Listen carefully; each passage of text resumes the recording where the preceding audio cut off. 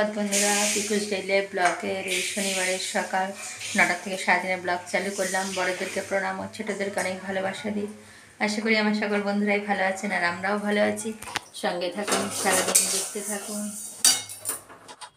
আর আজকে সকাল সকাল একদম টিফিন করতে চলে আসলাম। মা কিছুটা সবজি টবজি কেটে গুছিয়ে দিল। মা তো আর তাড়াহুড়ো করে পারে না, আজকে শোনা বাবার রেজাল্টে ছিল, ওই জন্য একটু বেগুন ভেজে নিলাম আর এই খিচুড়ি করছি। মা সবজিগুলো কেটে দিচ্ছে আর আমি একটু তাড়াতাড়ি করে দিয়ে দিচ্ছি। আর এখন বয়স হয়েছে তো একটু তাড়াহুড়ো করে পারেও না। আর বেগুনটা ভাজতে গিয়ে চিনি দেওয়া তো প্রচণ্ড পুড়ে গেছে, আর তাড়াতাড়ি করে ওর মধ্যেই বসিয়ে দিলাম, কেন 10:30 বেরাবে।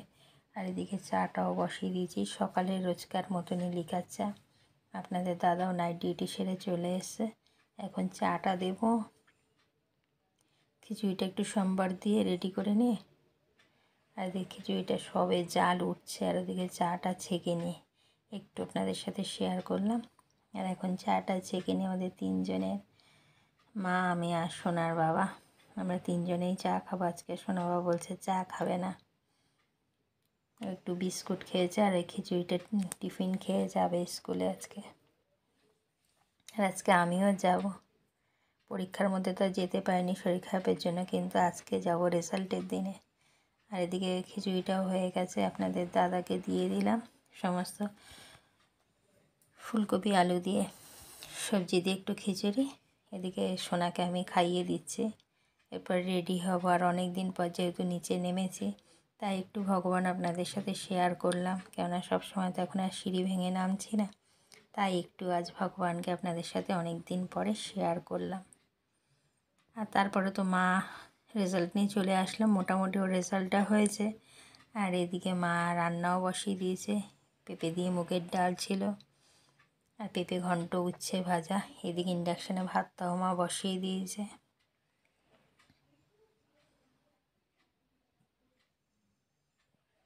আমাদের বাড়িতে শনিবার আর বৃহস্পতিবারই নিরামিষ খাওয়া হয়, কিন্তু আমরা সবসময় শনিবারে খাইও না, ঘটনা হচ্ছে একটা এক দিন।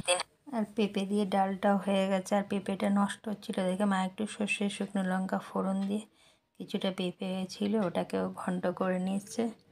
আরও রান্না করবে, কিন্তু ঘটনা চাকরা আর রান্না করা হয়নি। যে কী কাণ্ড হলো রান্নাঘরে রান্না করতে এসে, দেখুন বন্ধুরা কী কাণ্ড হয়েছে। রান্না করতে গিয়ে কী কাণ্ড হলো, গ্যাস শেষ হয়ে গেল, এবার ওটাই করো। হ্যাঁ, তাড়াতাড়ি হবে না, হবে, তুমি প্রথম করছো তাই জন্য। আর মাছ যেহেতু অভ্যাস নেই ইন্ডাকশানে, এই ননস্টিকের কড়াইতে ঠিক করে করতেও অসুবিধা হচ্ছে, আমরা আস্তে ধীরে করো, অভ্যাস হয়ে যাবে। আর ক্যামেরার সামনে আর আসা হয়নি, একদম সন্ধেবেলায় আসলাম বন্ধুরা এই চা নিয়ে। এদিকে মায়ের জন্য হবে লিকার চা আর আমাদের দুজনের হবে দুধ চা। যেহেতু আজকে একটু লাইভে ছিলাম, ওই জন্য আর ভিডিও করা হয়নি দুপুরে খাওয়া দাওয়া কোনো কিছুই। এখন সরাসরি সন্ধ্যেতে চলে আসলাম, টিফিন বক্সও মা গুছিয়ে রেখেছে রুটি তরকারি করে। আর এখন একটু চাটা করে নিচ্ছে, এই চাটাই খাওয়া হবে। আর সাথে আছে কেক, সোনার পিসি পাঠিয়েছিল, কেক দিয়ে দুধ চা দিয়ে খাওয়া হবে সন্ধ্যাবেলার টিফিন। আর মাকেও দিয়ে দেবো, সোনা বাবাও টিভি দেখছে, ও খাবে, ও আর চা খাবে না, শুধু কেকই খাবে। আর বেশি ভিডিওটি বড় করব না। এই যে কেকটা বন্ধুরা, এটা সোনার দাদুর বানানো কেক।